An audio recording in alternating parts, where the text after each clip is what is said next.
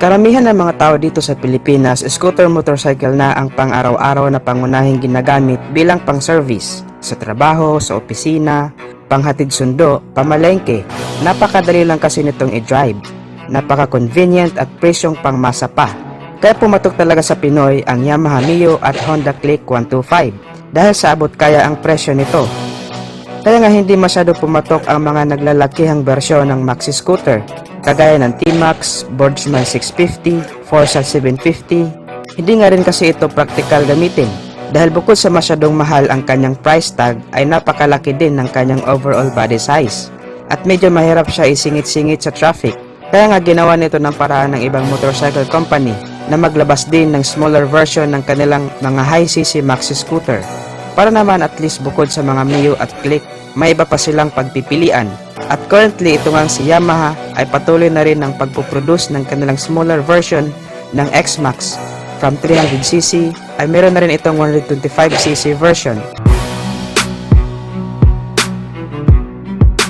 Sa video na to ay tatalakayin natin ang bagong X-Max 125 at alamin natin kung ano-ano ba ang mga pang-market nito at kung sulit din ba ang price.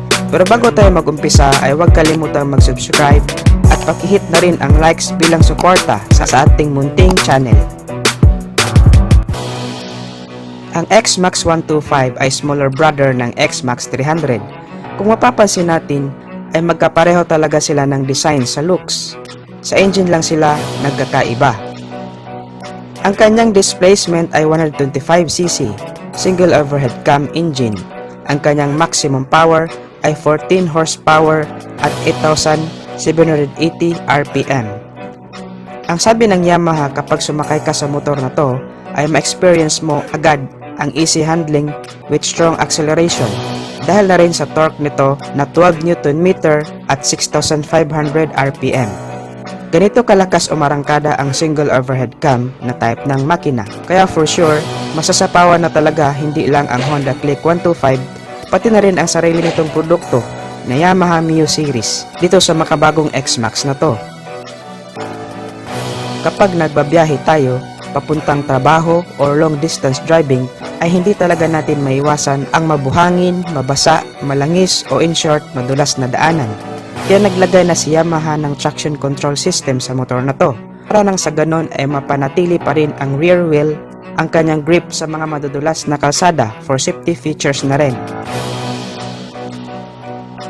Minsan mahirap din basta na lang ipatong o iwan na lang ang ating helmet sa motor dahil posible itong manakaw. Ang solusyon naman ni NMAX dito ay mas nilakihan pa ang underseat compartment na kasya ang hindi lang isa kundi dalawang helmet. Sa looks naman ay walang duda na napakaangas talaga ang design ng motor na to. Lahat tayo agree dyan. Kahit saang anggulo mo siya tingnan ay mapapawaw ka talaga. Lahat ng parte ng motor na to ay binigyan ng importansya ni Yamaha, lalo na yung comfortability ng rider at back rider. Meron itong sporty dual seat upang maging mas komportable ang riding position ng hindi lang ang rider kundi pati na rin ang pillion rider nito. Ang quality at advanced technology ng motor na to ay pang premium talaga. Kaya kahit saan mo dalhin ay proud ka talaga at mafe-feel mo talaga ang pagiging hari ng kalsada.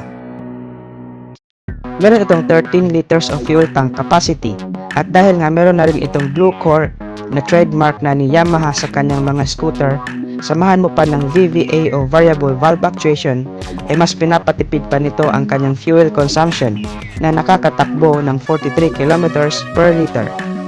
Naka-ABS o anti-lock braking system ang preno nito sa likod for safety features at adjustable din ang kanyang windshield.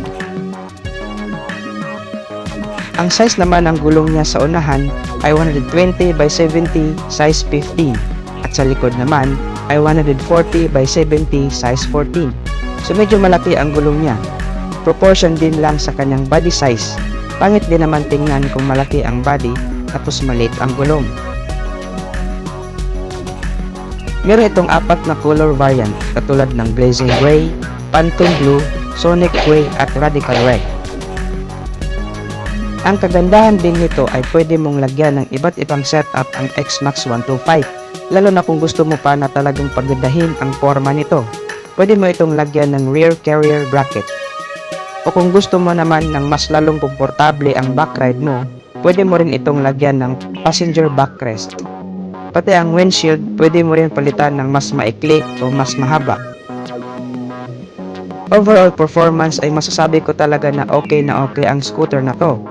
Pati sa kanyang looks, technology at power ay wala akong masasabi. So sa price na lang talaga natin malalaman kung sulit pa talaga ang price ng motor na to.